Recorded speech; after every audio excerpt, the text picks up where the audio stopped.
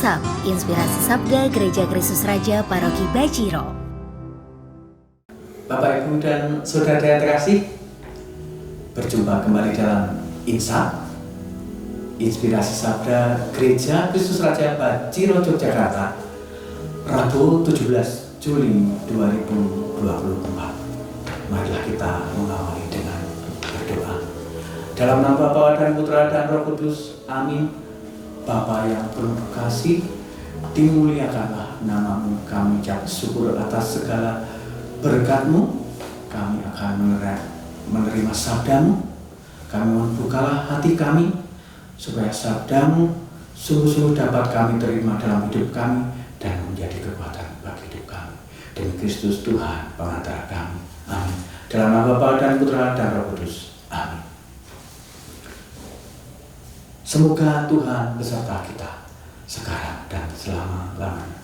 Inilah Injil Yesus Kristus menurut Matius. Dimuliakanlah Tuhan. Matius bab 11 ayat 25 sampai dengan 27. Pada waktu itu berkatalah Yesus, "Aku bersyukur kepadamu Bapa, Tuhan langit dan bumi, karena semuanya itu Engkau sembunyikan bagi orang bijak dan orang pandai, tetapi Engkau nyatakan kepada orang kecil. Ya Bapa, itulah yang berkenan kepadamu. Semua telah diserahkan kepadaku oleh Bapakku, dan tidak seorang pun mengenal anak selain Bapa, dan tidak seorang pun mengenal Bapa selain anak, dan orang yang kepadanya anak itu berkenan menyatakannya." Demikianlah Injil Tuhan. Terpujilah Kristus. Bapak, Ibu, dan saudara-saudara yang terkasih, sabda Tuhan pada hari ini meneguhkan iman kita bahwa Tuhan Yesus sangat mencintai umatnya. Ia menghendaki umatnya dapat hidup berkenan di hadapan Allah. Untuk dapat hidup berkenan di hadapan Allah, umatnya harus membuka hatinya untuk kehadiran Allah. Ada dua gambaran orang tentang kehadiran Allah Sang Juru Selamat.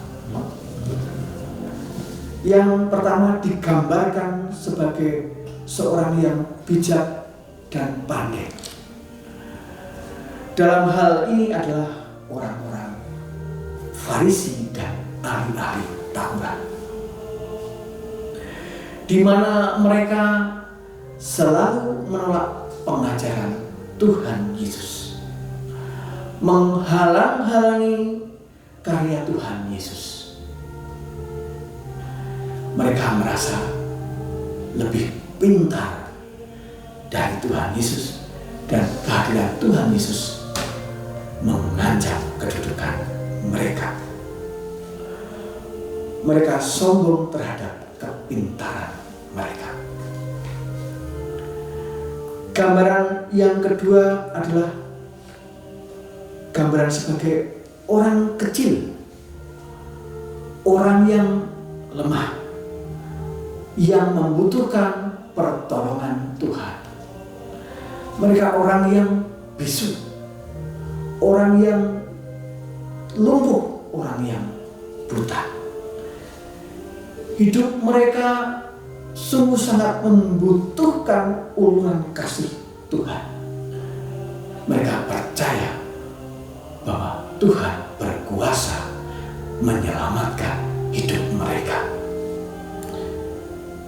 Izinkan saya berkomentar terhadap fenomena yang terjadi di media sosial akhir-akhir ini.